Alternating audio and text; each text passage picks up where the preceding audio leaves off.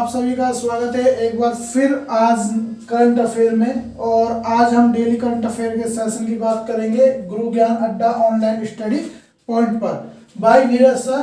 और आज हम बात करेंगे 17 दिसंबर से संबंधित इंपॉर्टेंट क्वेश्चनों की। और आज का पहला क्वेश्चन रहेगा आपका कि हाल ही में किस राज्य में देश का दूसरा वर्ल्ड क्लास रेलवे स्टेशन बनाने की रेलवे मंत्रालय ने घोषणा की है। यानी कि रेलवे वर्ल्ड क्लास दूसरा स्टेशन भारत में कहाँ बनाएगा, तो याद रखना ये बनेगा आपका राजस्थान में। ठीक है भाई, राजस्थान में बनेगा, लेकिन राजस्थान तो बहुत बड़ा है, तो राजस्थान में कौन सा स्टेशन बनेगा, तो याद रखना भाई आपका एक गांधीनगर रेलवे स्टेशन है राजस्थान के अंदर। कौन सा? गांधीनगर। और ये जो गांधीनगर स्टेशन है ये आपका जयपुर के अंदर स्थित है। कहाँ है भाई? पिंक सिटी जयपुर राजस्थान की राजधानी के अंदर स्थित है। और यही वर्ल्ड क्लास रेलवे स्टेशन आपका बनाया जाएगा। देखिए बात हो रही है देश का दूसरा वर्ल्ड क्लास रेलवे स्टेशन, तो सीधा सा संबंध है कि भाई देश का पहला कौन सा है। तो देखिए मध्य प्रदेश के अंदर आपका एक स्टेशन है जिसका नाम है हबीबगंज। क्या नाम है? Habibganj railway station. ठीक है भाई, हबीबगंज रेलवे स्टेशन है। और इसका कमलावती, रानी कमलावती इसका परिवर्तित नाम है भाई, याद रखना, रानी कमलावती रेलवे स्टेशन। इसको हाल ही में परिवर्तित नाम इसका कर दिया गया है। ये आपका देश का पहला वर्ल्ड क्लास रेलवे स्टेशन है। ये जो आपका राजस्थान में बनेगा ना भाई, इसमें 150 करोड़ रुपए की लागत आएगी। कितनी आएगी? लगभग अनुमानित लागत 150 करोड़ रुपए की आएगी। और ये 2023 तक बनकर पूर्ण हो जाएगा। अब भाई वर्ल्ड क्लास रेलवे स्टेशन किसे कहते हैं? तो वर्ल्ड क्लास रेलवे स्टेशन का मतलब है जिस पर एयरपोर्ट जैसी सुविधाएं उपलब्ध हो, वो आपका वर्ल्ड क्लास रेलवे स्टेशन होता है। ठीक है, राजस्थान की बात कर लेते हैं भाई। देखिए भाई इस रेलवे स्टेशन से एक चीज याद रखना, आपको पहले बता देते हैं कि ये गांधीनगर स्टेशन पता है आपका एक चर्चित स्टेशन रहा है पिछले कुछ दिनों में। क्यों रहा है? कि देश का दूसरा ऐसा रेलवे स्टेशन है देश का जिस पर पूरा जो स्टाफ है वो महिला स्टाफ है। यानी कि इसका जो संचालन होता है इस रेलवे स्टेशन का, गांधीनगर रेलवे स्टेशन का पूरा महिला स्टाफ इसको संचालित करता है, तो इसलिए ये भी चर्चा में है। इससे आगे देखिए भाई भारतीय रेलवे के बारे में आपको बताना चाहेंगे कि 16 अप्रैल 1853 में भारतीय रेलवे की शुरुआत यानी कि स्थापना हुई थी। और जो भारत में पहली रेल चलाई गई थी वो आपकी मुंबई से ठाणे तक चलाई गई थी। इसी के साथ आपको याद रखना है कि भाई ये जो पहली ट्रेन चली थी ये 3 इंजन और 14 यात्री बोगियों के साथ में चलाई गई थी, जिसमें लगभग 400 यात्री बैठे हुए थे। इसके भारतीय रेलवे का जनक यानी कि पिता कहा जाता है लॉर्ड डलहौजी को। और ये लॉर्ड डलहौजी वही है जिन्होंने 1857 की क्रांति से पहले भारत में राज्य हड़प नीति और भारतीय डाक तार का जनक भी इन्हें कहा जाता है, यानी कि लागू की थी। ठीक है भाई, भारतीय रेलवे जोनों की बात करेंगे। वर्तमान में भारतीय रेलवे जोन है 17। ठीक है, पहले होते थे भाई 16, लेकिन अब प्लस एक नया हो गया है आपका विशाखापट्टनम जोन। कौन सा? विशाखापट्टनम जोन। और ये आपका आंध्र प्रदेश की नई राजधानी भी घोषित हुई है। ठीक है, इस 17वें जोन को हम किस नाम से जानते हैं भाई? इस 17वें जोन को हम जानते हैं पूर्वी तटीय रेलवे जोन। पूर्वी तटीय रेलवे जोन या कोंकण रेलवे के नाम से इसे हम जानते हैं। ठीक है भाई, इसी के साथ याद रखना आपकी जो मुंबई है, मुंबई रेलवे, इसमें मीठी नदी के ऊपर, बंबई में एक भाई नदी है मीठी नदी, उस मीठी नदी के नीचे अंडर वाटर देश की पहली रेलवे चलाई गई है। देखिए वर्तमान में भारतीय रेलवे है ना भाई, भारतीय रेलवे, इसका याद रखना कि ये रेलवे मंत्रालय के अधीन कार्य करता है। और वर्तमान में असनवी वैष्णव नवी वैष्णव हमारे रेल मंत्री हैं, ठीक है भाई। और इसी के साथ में ये भी याद रखना कि जो स्वतंत्र भारत के पहले रेलवे मंत्री थे, यानी कि स्वतंत्र भारत के पहले रेल मंत्री थे, वो आपके जॉन मथाई थे। देखिए भाई, जो मुंबई सेंट्रल है, ये आपको याद रखना है, मुंबई सेंट्रल रेलवे स्टेशन आपका देश का पहला पोर्ट होटल खोलने वाला रेलवे स्टेशन बन गया है। गांधीनगर गुजरात की बात कर लेते हैं, इस गांधीनगर की नहीं कर रहे भाई, गांधीनगर गुजरात की बात है कि गांधीनगर सेंट्रल रेलवे ट्रैक पर विश्व का पहला 5 स्टार होटल खोला गया है, यानी कि ट्रैक है बीच में और उसके दोनों तरफ आपका क्या बनाया गया है, 5 star hotel. Chennai central railway की बात कर लेते हैं, देश का पहला रेलवे स्टेशन है जो पूर्णतया सौर ऊर्जा से संचालित है। इसी के साथ सतीश अग्निहोत्री नया अपॉइंटमेंट है, इसको याद रखेंगे। जो भारत में अग्निहोत्री आपको याद रखना है, आपके national high speed train corporation के नए अध्यक्ष बने। इसी के साथ हबीबगंज का एक और क्वेश्चन आपको बता देता हूं, एक तो अभी आपको मैंने ये बताया था, दूसरा करंट का ये याद रखना कि जो आपका हबीबगंज रेलवे स्टेशन है, यहाँ पर देश का पहला स्वचालित रेलवे कोच वॉशिंग प्लांट लगाया गया है भाई, ठीक है। इतनी जानकारी आपको याद रखनी है। अगले क्वेश्चन की चर्चा करते हैं। अगला क्वेश्चन है कि हाल ही में किस महिला लेखक को कलिंग रत्न पुरस्कार से सम्मानित किया गया है, तो आपको बता देते हैं। देखो, सबसे पहले दिव्या दत्ता, तो इसका आंसर हो जाएगा दिव्या दत्ता। इसी के साथ पहले इसी क्वेश्चन को हम और क्वेश्चनों में बांट लेते हैं। देखिए, कलिंग रत्न पुरस्कार किस राज्य के द्वारा दिया जाता है भाई? नागरिक सम्मान है ये, किसका? उड़ीसा का। किसका? उड़ीसा का, ठीक है भाई। अब नागरिक सम्मान की बात आ रही है, तो अभी कुछ दिन पहले हमने पढ़ा था असम वैभव। ये नागरिक सम्मान किस राज्य के द्वारा दिया जाता है भाई? असम के द्वारा। किस राज्य का सर्वोच्च तीसरा भाई नागरिक सम्मान? असम का। किसको दिया गया 2021 का? रतन टाटा जी को। किसको? रतन टाटा जी को ये दिया गया। ये आपका क्वेश्चन हो गया। अब इसके बाद में यहां से 2 पॉइंट याद रखना, 1 और 2। भाई याद रखना, जो श्रीनिवास उद्दाता है ना, इनको भी राष्ट्रीय कलिंग रत्न पुरस्कार दिया गया। ये राष्ट्रीय था भाई, है ना, इसको सही कर लेना। ये जो राष्ट्रीय रत्न कलिंग रत्न पुरस्कार है ना, ये भी इनको दिया गया है, ठीक है भाई। लेकिन ये महिला लेखक है और ये क्या है? पुरुष लेखक। ये क्या है? पुरुष लेखक श्रेणी में इनको दिया गया है। इसी के साथ अरुण कमल को याद रखना भाई, इनको अंतरराष्ट्रीय लेवल का, कौन सा? अंतरराष्ट्रीय कलिंग रत्न पुरस्कार, ठीक है भाई, 2021 का दिया गया है। तो ये तीनों नाम आपको याद रखने हैं। इसी के साथ अन्य क्वेश्चनों की चर्चा कर लेते हैं कि जो भाई अभी इस कलिंग आपका महोत्सव है, इसको आयोजित किया गया था कहां पर भाई? अभी हाल ही में जो कलिंग रत्न पुरस्कार बांटा था, ये कलिंग महोत्सव में बांटा गया था। 8वां इसका संस्करण था और जो उड़ीसा के पर्यटन राज्य मंत्री हैं ज्योति प्रकाश, उन्होंने इसका उद्घाटन 10 दिसंबर को किया था। ये तो हो गई जानकारी इस संबंध में। अब इसके चर्चित पॉइंट देख लेते हैं भाई, उड़ीसा से अन्य चर्चित पॉइंट, ठीक है। राजधानी आपको पता है भुवनेश्वर है। क्या है? भुवनेश्वर।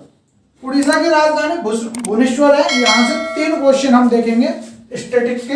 देखिए भाई, इंडियन रेलवे का वेस्ट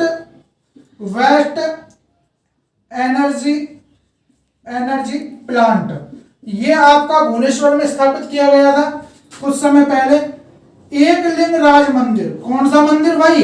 एक लिंग राज मंदिर, ये आपका कहां है भाई? ये आपका भुवनेश्वर में है। और नालको का हेडक्वार्टर, ये आपका उड़ीसा में भुवनेश्वर में स्थित है। ये तीनों चीजें आपको भुवनेश्वर के अंदर मिलेंगी। इसके अलावा आपको भुवनेश्वर में कानन, ये आपका भाई नेशनल पार्क है, ये भी आपको भुवनेश्वर के अंदर देखने को मिलता है। सीएम की बात कर लेते हैं। सीएम है आपके नवीन पटनायक, गवर्नर है प्रोफेसर गणेशी लाल। इसी के साथ आपको याद सीजे, यहाँ पे जो अभी वर्तमान में सीजे हैं वो है मुरलीधर। कौन है भाई? आपके मुरलीधर। इसी के साथ लोकसभा की भाई कितनी सीटें हैं? 20। राज्यसभा की कितनी सीटें हैं भाई? 10। और इसी के साथ याद रखना विधानसभा की कितनी सीटें हैं भाई? 147। ये आपको यहां से जी के स्टैटिक का पोर्शन याद रखना है। उड़ीसा से चर्चित पॉइंटों पे बात कर लेते हैं भाई। उड़ीसा की बात हो रही है, कुछ अहम आपको योजनाएं बता देते हैं उड़ीसा से जो आपके एग्जाम का पार्ट बन सकती है। अगर दोस्तों आपको हमारी एजुकेशनल वीडियो अच्छी लग रही है तो प्लीज बीच में आप एक बार लाइक दबाते हुए आगे बढ़ेंगे, ठीक है। तो प्रमुख योजनाएं देख लेते हैं। प्रमुख योजनाएं आपकी जो उड़ीसा से चर्चा में रही है, जो आपको एग्जाम में देखने को मिल सकती है। सुनेत्रा स्कीम ये आपकी उड़ीसा की है। मधु ऐप आपका उड़ीसा सरकार ने लॉन्च किया था। जल साथी कार्यक्रम ये आपकी उड़ीसा में चलाया गया था। कलिंगा कालिया स्कीम ये आपकी उड़ीसा ने चलाई थी। मो बस सेवा, मो साइकिल सेवा, यह एक शब्द आ रहा है मो। देखिए उड़िया भाषा में मो का अर्थ होता है परिवर्तन, अगर उसको हम हिंदी में करेंगे तो उसका मतलब होता है मेरा, ठीक है। तो मो बस सेवा यानी कि मेरी बस सेवा, ठीक है। ये राज्य सरकार के द्वारा चलाई गई स्कीम है। मो साइकिल सेवा, मेरी साइकिल सेवा, मो परिवार सेवा, मो सरकार सेवा या मो प्रतिभा पोर्टल, ये सब आपके उड़ीसा में देखने को मिलेंगे। ये देखिए ये थोड़ा इंपॉर्टेंट है।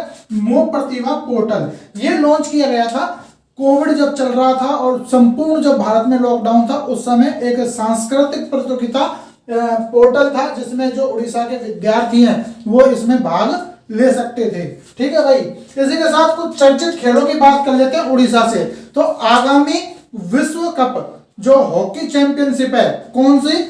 पुरुष, वो आपके 2023 की भुवनेश्वर के कलिंगा स्टेडियम में खेली जाएगी। तो आपको ये भी पता लग गया कि भुवनेश्वर में स्थित जो स्टेडियम है उसका नाम कलिंगा स्टेडियम है। इसी के साथ दोस्तों याद रखना कि 2020 के जो सेकंड खेलो इंडिया यूनिवर्सिटी गेम हुए थे ये आपके भुवनेश्वर में आयोजित हुए थे। और इसी के साथ में फर्स्ट नंबर पर आपका रहा था पंजाब यूनिवर्सिटी, ठीक है, पंजाब यूनिवर्सिटी चंडीगढ़। दूसरे नंबर पर आपका रहा था सावित्रीबाई फुले यूनिवर्सिटी जो पुणे में स्थित है, महाराष्ट्र का विश्वविद्यालय था। इसी के साथ तीसरे स्थान पर इसमें रहा था आपका पंजाबी यूनिवर्सिटी। पंजाबी यूनिवर्सिटी आपका पटियाला का है, कंफ्यूज मत होना। पहला नंबर पर आपका था पंजाब यूनिवर्सिटी और तीसरे नंबर पर था पंजाब यूनिवर्सिटी जो कि कहां का? पटियाला का था, ठीक है। इसी के साथ कुछ और स्टैटिक जीके का कवर कर लेते हैं इसी क्वेश्चन में। देखिए अब हम कुछ त्योहार और त्योहारों के साथ उत्सव इनकी बात कर लेते हैं उड़ीसा से जो एग्जाम में देखने को मिलते हैं। जैसे कि रथ यात्रा की बात कर लेते हैं सबसे पहले। देखिए उड़ीसा में जगन्नाथपुरी रथ यात्रा या पुरी रथ यात्रा को विश्व ख्याति प्राप्त है और ये उड़ीसा का एक प्रमुख त्योहार है। इसी के साथ मकर संक्रांति की बात करेंगे, महाअष्टमी, कुमार पूर्णिमा, दीपावली, अमावस्या, श्री नरसिंह चतुर्थी, बाली यात्रा और नौखाई त्योहार ये आपके प्रमुख रूप से उड़ीसा में बनाए जाते हैं। इसी के साथ बात करेंगे प्रमुख महोत्सवों की जो आपके एग्जाम का पार्ट बनते हैं, जैसे कि कलिंगा महोत्सव, दुर्गा अष्टमी पूजा, चंदन यात्रा महोत्सव, कोणार्क महोत्सव और बोहिता वंदना महोत्सव। ये बोहिता वंदना आपको मैंने डेली करंट अफेयर पढ़ते हैं तो मैंने आपको बताया भी था, जैसे बिहार में छठ पूजा होती है, झारखंड छत्तीसगढ़ में, इसी तरह से उस छठ पूजा का नाम बोहिता वंदना महोत्सव है उड़ीसा में। इसी के साथ राष्ट्रीय उद्यान और ये नेशनल पार्क देख लेते हैं, जैसे कि चिल्का वन जीव, कोटला वन्य जीव अभ्यारण्य, हथगढ़ वन जीव अभ्यारण्य, इसी के साथ नंदन कानन जियोलॉजिकल पार्क ये आपका प्रमुख है। इसी के साथ आपको याद रखना है कि एलिफेंट रिजर्व प्रमुख रूप से सिमलीपाल हाथी अभ्यारण्य, यह आपको कहां? सिमलीपाल हाथी अभ्यारण्य जो है एलिफेंट रिजर्व यह आपको देखने को मिलता है उड़ीसा में। दोस्तों याद रखना जो एक आपका कोरबा छत्तीसगढ़ के अंदर स्थित है आपका एक और हाथी रिजर्व जिसको हम कोरबा एलिफेंट रिजर्व के नाम से जानते हैं। कोणार्क सूर्य मंदिर की बात कर लेते हैं भाई। कोणार्क सूर्य मंदिर प्रमुख मंदिर है, यहाँ पर कोणार्क महोत्सव मनाया जाता है और ये आपका समुद्र के किनारे पर स्थित है और इसे 13वीं सदी में राजा नरसिंह देव ने बनवाया था। और मित्रों एक चीज याद रखना कि जो सूर्य टेम्पल है आपका कोणार्क का, ठीक है, उसी का फोटो आपके जो नई करेंसी आई है, नई मुद्रा आई है भारत की 10 रुपए का नोट, उसके पीछे छपा हुआ है। तो भारतीय मुद्रा से भी क्वेश्चन पूछे जाते हैं कि किस नोट पर कौन सा राज्य या राष्ट्रीय स्मारक है। तो याद रखना राष्ट्रीय स्मारक कोणार्क मंदिर आपका 10 रुपए के नोट पर स्थित है। इसी के साथ याद रखना देश की पहली वेटलैंड साइट कौन सी बनी थी, तो उड़ीसा स्थित चिल्का झील आपकी क्या बनी थी भाई, वेटलैंड साइट बनी थी। चिल्का झील, वही चिल्का झील जो भारत की सबसे खारे पानी की सबसे बड़ी झील मानी जाती है। अगले क्वेश्चन की चर्चा कर लेते हैं। हाल ही में अंतरराष्ट्रीय सार्वभौमिक स्वास्थ्य कवरेज दिवस ये भाई कब मनाया गया आपका, तो ये मनाया गया आपका 12 दिसंबर को। ठीक है भाई, कब मनाया गया, 12 दिसंबर को। तो याद रखेंगे प्रति वर्ष 12 दिसंबर को अंतरराष्ट्रीय सार्वभौमिक स्वास्थ्य कवरेज दिवस मनाया जाता है। इसका उद्देश्य मनाने का क्या है, उद्देश्य है भाई कि जो समाज के सभी वर्ग हैं उनकी पहुंच स्वास्थ्य सेवाओं तक बन सके या हो सके, यानी कि समाज का प्रत्येक वर्ग स्वास्थ्य सेवाओं का लाभ ले सके। इसी के साथ 2021 की थीम की बात करेंगे तो थीम थोड़ी बड़ी है, 2-3 बार देखोगे याद हो जाएगी normally. Leave no one behind when it comes to health, invest health system all of, ये इसकी थीम थी। इसी के साथ याद रखेंगे अंतरराष्ट्रीय स्वास्थ्य दिवस मनाया जाता है आपका 7 अप्रैल को। 7 अप्रैल को ही क्यों मनाया जाता है, क्योंकि जो एक वैश्विक संस्था है जो पूरे वर्ल्ड पर स्वास्थ्य नियमों का ध्यान रखती है, स्वास्थ्य संबंधी जो नियम है उनको लागू करती है, और उसकी स्थापना 7 अप्रैल 1948 में हुई थी, जिसे हम वर्ल्ड हेल्थ ऑर्गेनाइजेशन यानी कि स्वास्थ्य महासंघ के नाम से, विश्व स्वास्थ्य महासंघ के नाम से जानते हैं। इसका हेडक्वार्टर वर्तमान में जेनेवा स्विट्जरलैंड में है, और इसके जो महानिदेशक हैं अभी वर्तमान में वो है एथॉम। इसी के साथ उप महानिदेशक आपकी भारत की सीनियर वैज्ञानिक है, आपकी भारत की सीनियर वैज्ञानिक है सौम्या स्वामीनाथन। इसी के साथ आपको एक चीज और बता देते हैं, वो है कि केंद्रीय स्वास्थ्य व परिवार कल्याण मंत्री वर्तमान में कौन है, तो मनसुख मांडविया हैं। और मनसुख मांडविया जो है ये आपके गुजरात से राज्यसभा सांसद है। तो ये चीज आप पूरी इससे संबंधित है, याद रखेंगे इस क्वेश्चन को। अगले क्वेश्चन की बात करते हैं भाई। अगला क्वेश्चन है कि हाल ही में किसे हाउस ऑफ लॉर्ड्स में 21वीं, कौन सी भाई, 21वीं सेंचुरी अवार्ड 2021 से नवाजा गया है या जीता है, तो भारत के हैं अमित गायन का। इन्हें हाल ही में 21वीं सेंचुरी अवार्ड दिया गया है। ठीक है भाई, इसी के साथ याद रखना कि ये जो अमित गायन का है या गोयंक, सॉरी ये अमित गोयन का है, तो ये अमित गोयन का कौन है, तो याद रखना जी, भारत में जी एंटरटेनमेंट इंटरप्राइजेज के अध्यक्ष हैं वर्तमान में। ठीक है, और ये इन्हें 21वीं सेंचुरी अवार्ड से नवाजा गया है। भाई ये अवार्ड दिया किसके जाता है, किसके लिए, मतलब किसके द्वारा दिया जाता है, तो लंदन में भाई एंटरप्राइजेज है, एक एंटरप्राइजेज है आपका जो मनोरंजन क्षेत्र में काम करती है कंपनी, स्क्वाड वाटरमेलन कंपनी, इसके द्वारा ये दिया जाता है। यहां से तो बस इतना ही याद रखना। अन्य चर्चित अवार्ड्स की बात कर लेते हैं, शख्सियतों की बात कर लेते हैं। तो देखिए आयंक संकटा, इनका नाम याद रखना, international young eco hero award 2021 इन्हें दिया गया है। भाई अयान संकटा का नाम याद रखना, इसी के साथ मोहम्मद आजम का नाम याद रखना, नेशनल यूथ अवार्ड 2021 इन्हें दिया गया है। इस क्वेश्चन में बस इतना ही, ज्यादा इंपॉर्टेंट क्वेश्चन नहीं था, लेकिन फिर भी पुरस्कार की वजह से 2021 का जो 21वीं सेंचुरी का सेंचुरी अवार्ड मिला है, इसलिए इंपॉर्टेंट बनता था, तो आपको बता दिया। अगले क्वेश्चन की चर्चा करते हैं भाई। आज का अगला क्वेश्चन है कि हाल ही में भाषा संगम, कौन सा संगम भाई, भाषा संगम नामक एक नया मोबाइल एप्लीकेशन लॉन्च किया गया है। यह किस केंद्रीय मंत्रालय के द्वारा लॉन्च किया गया, तो आपको बताना है भाई कि ये किस मंत्रालय के द्वारा, तो ये है शिक्षा, केंद्रीय शिक्षा मंत्रालय के द्वारा इसको लॉन्च किया गया है। ठीक है भाई, याद रखेंगे।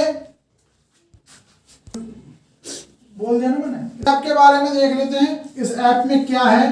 तो देखिए, शिक्षा मंत्रालय के द्वारा अन्य भाषाओं में बुनियादी बातचीत का माध्यम बनाने हेतु इस ऐप को लॉन्च किया गया है। ठीक है भाई, इसमें भारत की 22 क्षेत्रीय भाषाएं दी गई हैं। इसी में इन 22 भाषाओं को जो टेक्स्ट और ऑडियो फॉर्मेट में सामान्य उपयोग के 100 से अधिक शब्द मुहैया कराएंगी।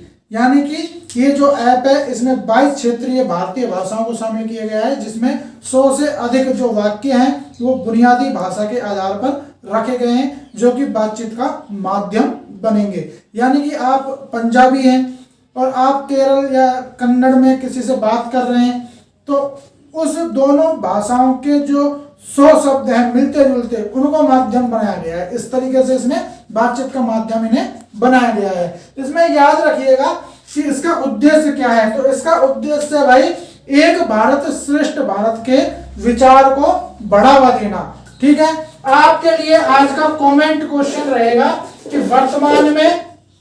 वर्तमान में हमारे केंद्रीय शिक्षा मंत्री कौन है। जरूर कमेंट में करके बताना, आप कमेंट करना, अधिक से अधिक कमेंट करना।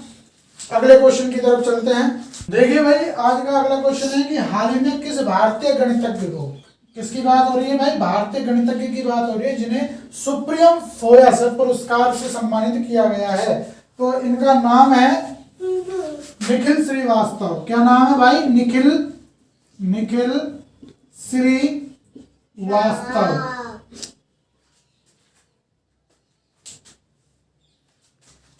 इसी के साथ याद रखना, कैलिफोर्निया विश्वविद्यालय बर्कले में अध्ययनरत छात्र हैं ये, और ये भारतीय अमेरिकन छात्र हैं। यानी कि अमेरिका में रहते हैं, नागरिकता भारत की भी है, अमेरिका की भी है।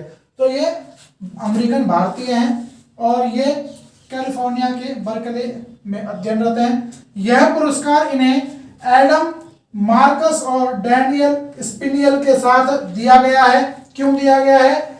अमेरिकन मैथमेटिक्स सोसाइटी के द्वारा दिया गया है। किस क्षेत्र में? ऑपरेटर थ्योरी में। किस में दिया गया है भाई? ऑपरेटर थ्योरी में ही दिया गया है। तो यहां से आपको याद रखना है इनका नाम, एक चीज। दूसरी चीज, अमेरिकन भारतीय है, कैलिफोर्निया विश्वविद्यालय बर्कले में पढ़ते हैं। ठीक है, और क्यों दिया गया है? ये दिया गया है ऑपरेटर थ्योरी में। किस संस्था के द्वारा? अमेरिकन मैथमेटिकल सोसाइटी के द्वारा। ठीक है, ये चीज। अन्य चर्चित अवार्डों की बात कर लेते हैं। तो प्रियंका मोहिते का नाम याद रखना। तेंजिंग नॉर्वे नेशनल एडवेंचर पुरस्कार 2022 इन्हें दिया गया है। डॉक्टर रणदीप गुलेरिया का नाम याद रखना, जो आपका 22वां लाल बहादुर शास्त्री पुरस्कार है, वो इन्हें दिया गया है। यहां से इंपॉर्टेंट क्वेश्चन रहेगा, ये तीनों बिंदु इंपॉर्टेंट रहेंगे। साथ में आपको मैंने बता ही दिया है कि भाई किस थ्योरी में दिया गया है और किस संस्था के द्वारा दिया गया है। हाल ही में किसे व्हाइट हाउस कार्यालय, भाई व्हाइट हाउस कार्यालय की बात आ गई है तो इसका सीधा सा मतलब है यूएसए की हम बात कर रहे हैं, यूएसए की बात कर रहे हैं। तो व्हाइट हाउस कार्यालय के प्रमुख के रूप में पदोन्नत किया गया है। तो ये किया गया है गौतम राघवन को। किसको भाई? गौतम राघवन को। ठीक है, ये गौतम राघवन को किया गया है। और आपको बता देते हैं, ये अभी तक व्हाइट हाउस में भारतीय अमेरिकी कर्मचारी हैं, और इन्हें जो आपके जो बाइडेन है उनका राजनीतिक सलाहकार बनाया गया था। लेकिन अब इनका जो पद है उसको पद को बढ़ाते हुए इन्हें क्या कर दिया गया? जो भाई व्हाइट हाउस के कार्मिक हैं उनके ऊपर उस पूरे कार्यालय का क्या कर दिया गया? प्रमुख बना दिया गया। ये याद रखेंगे। बाकी यूएसए की बात कर लेते हैं। राजधानी वॉशिंगटन डीसी है, और जो वॉशिंगटन डीसी है उसमें डीसी का मतलब होता है डिस्ट्रिक्ट ऑफ कोलंबिया। ठीक है भाई। राष्ट्रपति आपके जो बाइडेन है 46वें क्रम के बने हैं, जबकि उपराष्ट्रपति वर्तमान में यहाँ की कमला हैरिस हैं, जो कि पहली अश्वेत हैं उपराष्ट्रपति, पहली भारतीय महिला। ठीक है, अमेरिकन भारतीय महिला ये उपराष्ट्रपति है। इसी के साथ मुद्रा की बात कर लेते हैं। मुद्रा डॉलर है। कुछ अन्य चर्चित अमेरिकन व्यक्तियों की बात करेंगे जो हाल ही में चर्चा में रहे हैं, जैसे कि Janet Yellen, Janet Yellen America की पहली महिला वित्त मंत्री बनी है हाल ही में, और एंथोनी ब्लिंकन ये अमेरिका के नए विदेश मंत्री हाल ही में बने थे। तो ये चीजें आपको इस क्वेश्चन से कवर करके पढ़नी है। अगले क्वेश्चन की चर्चा कर लेते हैं। याद रखना दोस्तों, अगला क्वेश्चन है कि हाल ही में जारी रिपोर्ट्स, कौन सी भाई? Reports without borders. कुछ याद आया आप लोगों को? नहीं आया? चलो बता देते हैं। रिपोर्ट्स विदाउट बॉर्डर्स की रिपोर्ट के अनुसार दुनिया का सबसे बड़ा पत्रकारों को बंधक बनाने वाला देश कौन सा बना है? तो ये बना है आपका श्रीमान चाइना जी। कौन बना है भाई? चाइना, चीन। तो हाल ही में रिपोर्टर्स विदाउट बॉर्डर्स की एक रिपोर्ट आई है जिसमें बताया गया है कि कोविड के दौरान जो चाइना है उसकी किरकिरी हो रही थी, तो इस वजह से उसने अपने देश में कई पत्रकारों को बंधक बना लिया। हाल ही में चर्चा में रिपोर्ट है, हाल ही में भी चाइना ने 127 पत्रकारों को क्या बनाया भाई? बंधक बना लिया है। और कोविड काल में करीबन 400 पत्रकार, जो चाइना के 400 पत्रकार है, जो कोविड के खिलाफ जो चाइना में या मीडिया में या वहाँ के अखबारों में जो मतलब कॉलम से छाप रहे थे, उनको बंधक बनाया था। इसी के साथ आपको बता देते हैं इस क्वेश्चन को कवर करते हुए कि यह रिपोर्ट जो ये रिपोर्ट आई ना भाई, ये report the great leap backgrounds of journalism in China के नाम से आई है। इस रिपोर्ट का नाम रखेंगे भाई, इस रिपोर्ट का नाम क्या है? The great leap backgrounds of journalism in China. इसी के साथ वर्ल्ड प्रेस फ्रीडम इंडेक्स जारी करती है आपकी रिपोर्ट विदाउट बॉर्डर्स, और 2021 का है। इसमें भारत का नंबर 142वां, जबकि टॉप पर इसमें नॉर्वे रहा था। 2021 की बात कर रहे हैं भाई, वर्ल्ड प्रेस फ्रीडम इंडेक्स 2021 की बात की है, जिसमें भारत 142वें नंबर पर, जबकि टॉप पर नॉर्वे है। इसी के साथ याद रखना दोस्तों, पुलित्जर अवार्ड विश्व का सबसे बड़ा पत्रकारिता के क्षेत्र में दिए जाने वाला अवार्ड है, और यह अवार्ड जो पुलित्जर अवार्ड है, ये अब की बार मेघा राजगोपालन को दिया गया 2021 का। ये तो था आपका पुलित्जर अवार्ड। एक है प्रित्जर अवार्ड, इससे मिलता जुलता नाम है प्रित्जर अवार्ड वास्तुकला क्षेत्र में दिए जाने वाला विश्व का सबसे बड़ा अवार्ड है, और ये अवार्ड 2021 का आपको लिंकन और लुई फिलिप्स को दिया गया था 2021 का। क्या प्रित्जर अवार्ड को जीतने वाले कोई भारतीय भी बने थे? अभी आपको कुछ दिनों पहले ही मैंने बालकृष्ण दोषी के बारे में पढ़ाया था। बालकृष्ण दोषी को ये अवार्ड दिया गया था 2018 में। तो ये यहाँ से पूरी जानकारी को आप कवर करते हुए याद रखेंगे, साथ में पढ़ेंगे। अगले क्वेश्चन की चर्चा कर लेते हैं। हाल ही में किस देश ने 2021 के लोकतंत्र के शिखर सम्मेलन, देखिए 2021 में अभी ये एक पर्व के तौर पर बनाया गया है, तो लोकतंत्र का शिखर सम्मेलन बनाया गया है। इसकी मेजबानी किस देश ने की थी? तो इसकी मेजबानी यूएसए यानी कि यूनाइटेड स्टेट ऑफ अमेरिका ने की थी। आपको बता दें कि अभी हाल ही में अमेरिका के राष्ट्रपति जो बाइडेन है, उन्होंने पहली बार White House summit for democracy की मेजबानी की, यानी कि ये पहली बार बनाया गया है अमेरिका की ओर से, और इसको 9 से 10 दिसंबर के मध्य मनाया गया, यानी कि 2 दिन तक ये बना। इसमें भारत के प्रधानमंत्री नरेंद्र मोदी जी ने वर्चुअली इसमें भाग लिया, और भारत समेत विश्व के 100 देशों ने इसमें वर्चुअली तरीके से भाग लिया था। ये क्वेश्चन आपको याद रखना है। बाकी अमेरिका की बात हम पीछे क्वेश्चन में कर चुके हैं। तो ये थे आज के आपके इंपॉर्टेंट प्रश्न। रोज पढ़ते रहिए, लगातार पढ़ते रहिए दोस्तों, मेहनत करते रहिए। साथ ही यदि आपको हमारी ये एजुकेशनल वीडियो पसंद आती है तो प्लीज हमारी क्लास के लिए, आपके नीरज सर के लिए एक लाइक कर दीजिएगा, साथ ही अपने दोस्तों में शेयर कर दीजिएगा। और अगर आपको ये वीडियो पसंद आती है तो इस चैनल को, आपके अपने चैनल को सब्सक्राइब कर लीजिएगा। धन्यवाद।